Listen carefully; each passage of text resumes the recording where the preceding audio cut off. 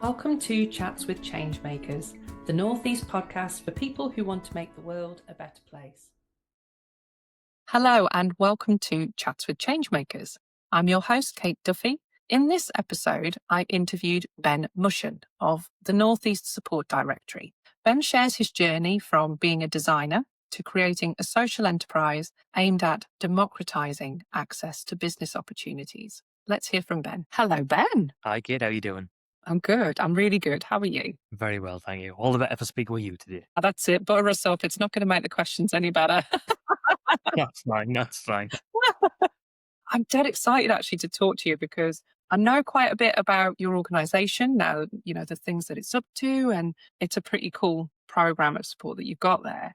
But what I don't know is where that came from and your background or your skills, your hobbies, what led you down that path to create this brilliant new service. So let's start there. Let's tell us your origin story. Yeah. So my background, I'm a designer first and foremost, which I really just see as a problem solver. So I solve problems. Previously, it was just visual problems. For the last 4 years, I've worked in business support for a role for Sun and Software City, meaning I've helped businesses across the region, from SMEs, startups, social enterprises, charities across the board, to solve their business problem, business challenges that they've got, primarily down the lens of helping them look at digital technology. So how can digital make them more effective, more efficient, more resilient, that kind of thing. But obviously, lots of businesses have lots of different problems. So I've had a broad dabble in lots of different verticals, lots of different things. But there was one underlying theme which would always come up, and that is, where's the funding kind of thing. So I would recommend a particular technology to help them. And the first thing they'd look is like, right, okay, well, how can I afford it? Where's the money at? So big part of my job was then navigating the landscape, keeping abreast of what's out there, trying to understand eligibility requirements to see if someone was eligible. These programs, they change all the time, and it's like a full-time job in itself. So on comes the scene of AI and large language models. So it was really solving my own pain point because I just hated doing that. I felt it was busy work. I'd rather be doing the actual business support and advice than trawling through Google for people. So it was really solving my own business frustration. But I just thought wouldn't it be cool that AI can comprehend huge swathes of data and pull out key facts and things far better than I can. So I thought, well, actually, why don't we build a database which is trained with AI, where you can just ask it a question and it'll look over thousands of records and say, this looks to be a good fit for you. So really just to democratize access to opportunity. It wasn't because there's times where maybe, I don't know, a client maybe's missed out on something because I didn't connect the dots effectively, or I wasn't aware of something. That to me, there's bottlenecks there, and I just felt that was wrong. And for me, if it's an opportunity is potentially relevant to someone or they could benefit from something, I want them to know about that. I want to be an enabler to catalyze growth and help people find stuff that they can really benefit from. So really, it was just a way for me to almost get out the way and make it so it was self-serve, where people can just be aware. So I don't know, let's say a new opportunity comes out tomorrow and you're a perfect fit. You should know about it. It shouldn't be serendipity and happen chance of speaking to the right person at the right time or happening to see it on social media, because everyone's got a million different hats to wear, right? So I figure if you can take fundraising out of it, where opportunities are coming to you rather than you having to look for them, I thought that would be a positive, right? And for me, it was just, I set it up, the Northeast Support Directory really is just a way of kind of leveling up the Northeast, because I didn't fully believe in the leveling up agenda. I think down south does get a lot more preferential treatment than say we do. So I just thought it was a great opportunity to help, the sole founder, the business owner in Newcastle, for example, or Sunderland or wherever, have the same opportunity awareness and opportunity as someone in say, well backed with deep pocket London kind of thing. So just that awareness of what's out there, what's relevant to them, so they can kind of tap into it and really use it as an opportunity to grow the business and do really cool things. And what you've developed is really clever. It's a really, really good piece of kit. How on earth did you, so without giving sort of, the technical, Secret sauce. yeah, exactly, without giving that away, what was your process to actually get that live and out to market and now ready for people to access? Because I know quite a few tech startups that are working in the sort of the change maker space, and it's quite a process, isn't it? It is, yeah. I mean, it was hard, don't get us wrong, lots of late nights and evenings and stuff, and I got backing from my wife, which was always a good thing. But it was labour of love, and it was a thing where I just wanted to. Funny enough, it actually came about with a bit of a New Year's resolution. I'm not one for them normally, but I just kind of like felt this pain point in my day-to-day job. Like I was sick of doing the same thing over and over again. Not that I didn't enjoy helping people, I just felt it was busy work. And I thought, right, wouldn't it be cool to build a scalable tech product, which is like self-service? Because obviously I was doing consultancy, which is time, and obviously you can only have time per client. So build something which was scalable, which could help people autonomously, like in my sleep type of thing. I thought that would be cool. So I had the idea and I thought there's something in that. I spoke to a couple of clients and they were like, yeah, like, there's obviously competitors in the market, but they weren't quite doing it in an effective way that I felt. I thought, bringing in I could be a more effective way of doing it. So I honestly just I started bootstrapping it, in my spare time, playing around with no code tools and exploring AI and stuff, watching the free university YouTube, learning how to do things and stitch things together. Built like a bit of a prototype, tested it with some people. If I'm honest, I probably tested it for too long. That's like something I learned for 6 months. I didn't charge anyone a penny. I was just trying to finesse it, get it perfect. You want to get better feedback from people who actually who are paying for it. So yeah, I just did that and kind of hobbled it together really. Used the platform in itself to find some funding for myself, which was pretty cool, a bit meta. Brought a dog food and story, won some Innovate UK funding, and then I could bring on a developer who kind of could do the clever stuff that I couldn't do. And then obviously we're bootstrapping it further and got it to a point where it was a commercial product. And it was a point where I felt there was two clear, distinct products that I could offer to people. And then did the big scary set of hey, I'm now live, pay for my product, and if you find value in it. And yeah, that's where we're at, and been going about 18 months now. And it seems to be going well, the user numbers keep upticking. Got people actually paying for it. When you see that Stripe money come in, that's always magic because you're well, I haven't done too much there. So yeah, it's good, but it was like I say, it was just out of solving my own frustration, but really just out of wanting to do good in the world and help people end of the day, in a scalable way, because I felt like a bottleneck. So it was just how can I help the businesses that I work with, and even beyond that, give them a tool that they can help themselves, and then they can tap into opportunities, funding, and then do cool stuff. So it's just it's that multiplier effect of you want to have positive impact in the world. You can only do so much in the one-to-one. What can you do that has a amplification effect? And if I'm helping a charity or social enterprise get funding to then help all of their service users and beneficiaries, that's an indirect nice feel good thing, right? Absolutely. So yeah, it's been just a bootstrap labor of love, and there's been late night hurdles along the way, but it's all part of the fun, just thinking yeah, you're doing a cool thing. So before we get onto the hurdles, just tell us then, what are those two products then, those two services that you've created? What is it that people can access from you? So I'm set up as a social enterprise, so anyone can sign up for free. So there's a complete free plan. Anyone can sign up and access the entire growing database of opportunities. So there's over 2,000 opportunities in there right now. They're not all Northeast specific. Some of them are nationwide, some of them are international, but you can access this huge database of opportunities to see what's relevant to you potentially. But the two paid plans are an organization plan, where as an organization you can build a profile. So you can see I am social enterprise in Newcastle. I work with this kind of person or this kind of client, doing this, and then you can put your asks, so your objective. So what is it you're looking for? I'm looking for funding to do this. I need support to do Y or whatever. And then it'll use that as context, and then it will look over the whole database of opportunities and curate a list specifically relevant to you, which then also means that if a new grant comes out tomorrow or a new opportunity which happens to match your circumstances, your criteria, what you're looking for, it gets not only added to your dashboard, so you'll add it, so curated for you, but you get a personalized email to say, hey, this new opportunity just come out, looks to be a good match, check it out. So it means as an entrepreneur, you can be proactive rather than reactive of right, okay, need some funding, let's go and look on Google and see what we can find. It just means that opportunities will come to you if they're relevant. So that's the organization plan. And then there's also an advisor plan, which is designed more for advisors, open to organizations as well, where it's a chatbot interface. So you can just say, hey, I'm a startup in Gateshead and I'm looking for support with starting up a business. What's available? It'll look over that. Or is there any opportunities to help me to develop an AI product? It'll look over the database and say, yeah, X, Y, and Z. So really it's designed for helping advisors, because like I say, I've been in that shoe. I've all those shoes, and it's frustrating trying to have that tacit knowledge of everything that's out there and know what's out. And it's sometimes you just miss gaps. So I just thought, well, we can outsource that. It can look over thousands of opportunities and go, based on what you're saying, X, Y, and Z are worth checking out.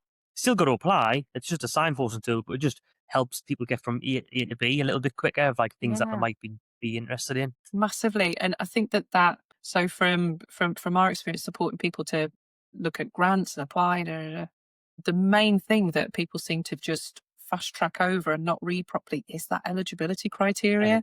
So if Yeah. you're able to sort of help people through that process through your AI cleverness and the tech side of things, it takes away one of those immediate hurdles that is going to knock people down. So it's absolute Yeah. music to my ears. Yeah, absolutely. And that's just it. Like, I see mutual benefit on both sides, both for those looking and like those seeking support, as well as those who have support to offer. Like, it can improve lead quality because, like you say, some people just reply straight away, whereas this like does the initial sift for you, like based on the context they provide to say, okay, these things might be eligible. It's not perfect. It's AI. It's going to make mistakes now and then, but instead of looking at took over 2,000 opportunities to go, right, okay, here's 60 that might be a good fit for you.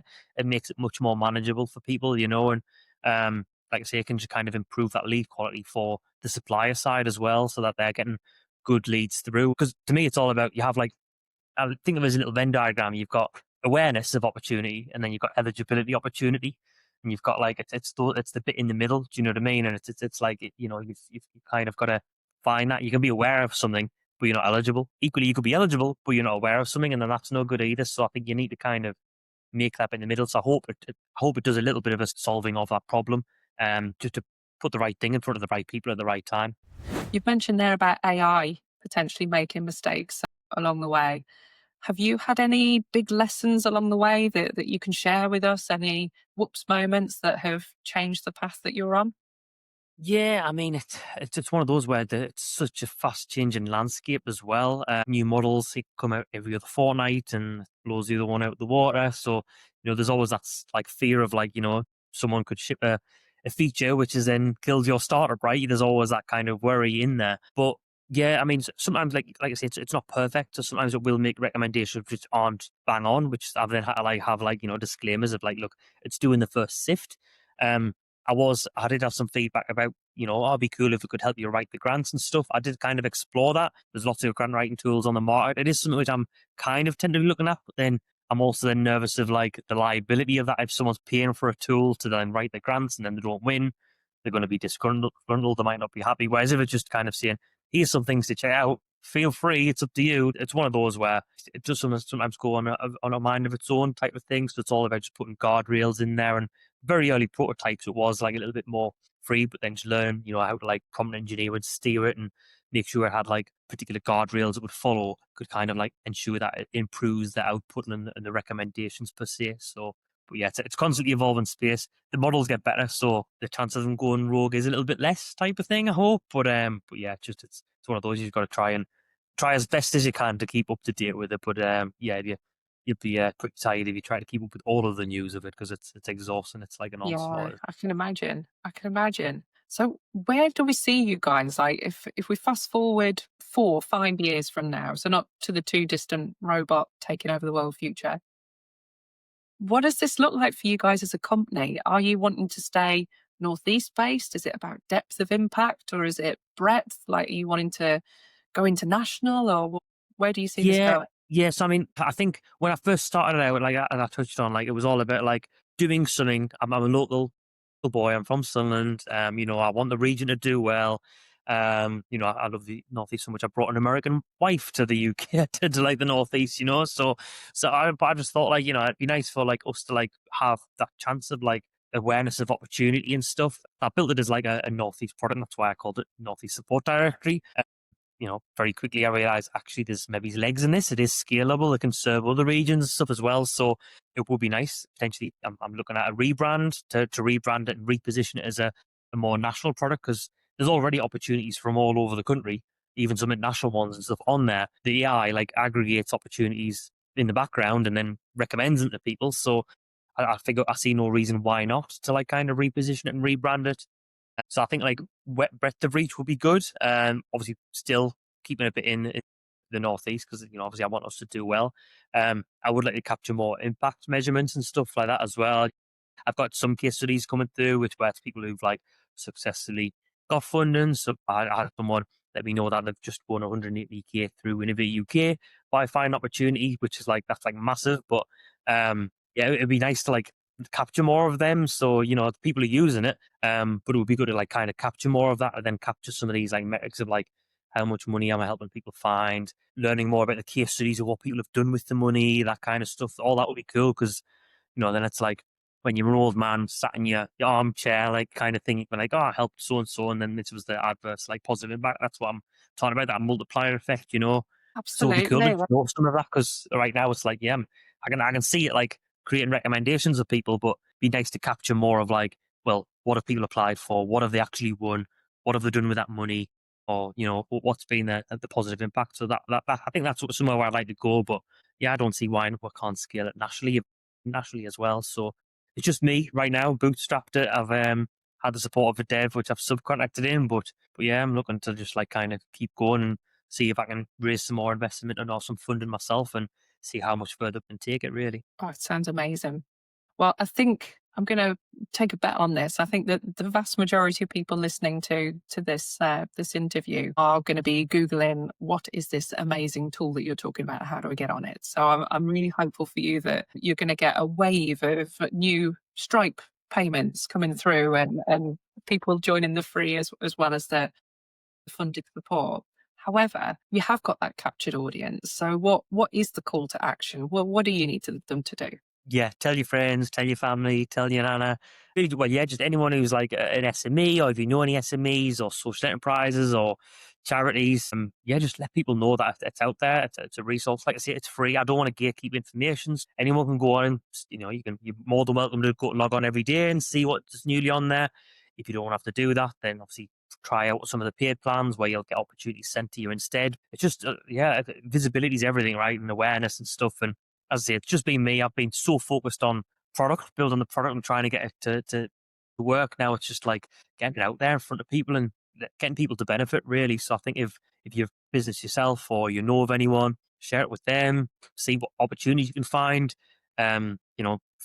People have FOMO in the grant world and stuff. So, like you say, if you find something, or you win something, let me know, share it on social media, because then it makes other people then go, oh, they can find something. Let's see what's relevant to me, right? So just try and do that. And yeah, if you have any success stories, let me know, because I love to hear it, and I love to hear the cool things that people go on and do with things. And I think success breeds success, which then leads into FOMO, which then hopefully gets more people doing it. So yeah, and also, if there's anything which you think would be cool, like cool features, let me know as well. As I say, I'm just right now it's signposting. I'm looking at grant writing. I'm looking at either a grant writing tool, or kind of matchmake you with suitable grant writers who then recommends an opportunity, and then says, oh, well, this person's really good in that space or that sector, so they'd be good to connect with. What kind of things would people like to see? What's going to help you to win the money and have that measurable impact? Because I'm all ears, because yeah, it's just I want to build it iteratively based on what people say and what people need, and yeah, just see how I can kind of scale that impact and make cool stuff happen. So Very cool. Very, very cool. All right then, Ben. Well, thank you so much for your time. And I'm looking forward to going and signing up shortly on behalf of Junction Point. So it's been brilliant talking to you. And yeah, we'll watch this space, see if we see you working internationally in the near future. thanks very much, Kate.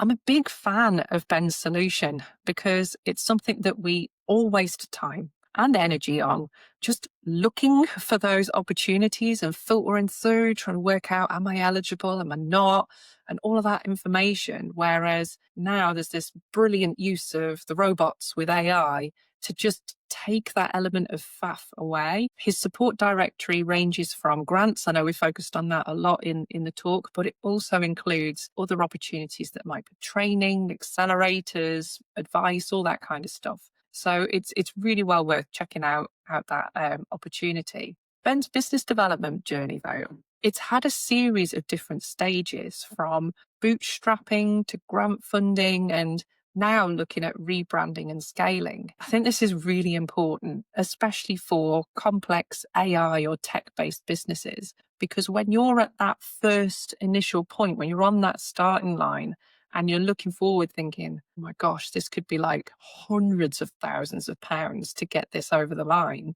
it could be really easy for that idea to just remain on the starting line. But the fact that Ben tapped into his networks, his own skills, expertise, experience to get that minimum viable product live and get people playing with it and tweaking it and giving feedback has meant that now he's in the position that he is, looking at taking over the world with this one area at a time. So I can't wait to see where this goes for Ben. I think it's a genuinely useful tool for change makers. We often see that charities in particular are almost marked on how much time and resource they spend on acquiring new funds, so applying for grants and that kind of stuff. If this tool can grow and learn to be really, really tailored and specific to each of its users, that's going to save us as a sector so much money and so much heartache, because so much energy is put into these applications that if all it's been is a misreading of